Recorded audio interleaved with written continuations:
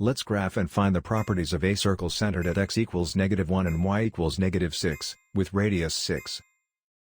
The center is the anchor point of the circle.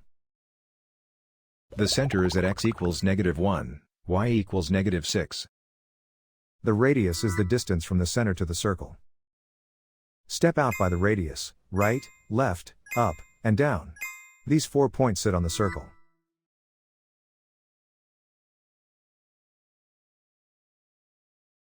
A circle equation uses center shifts on the left, radius squared on the right.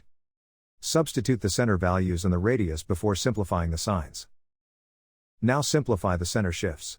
Subtracting a negative center coordinate becomes plus. The radius is 6, so 6 squared gives 36.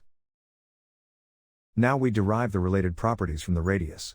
The diameter is 2 radii across, 2 times 6 equals 12. The circumference is 2 pi r, 2 times pi times 6 equals 12 pi. The area is pi r squared, pi times 6 squared equals 36 pi. So this circle is described by its center and radius.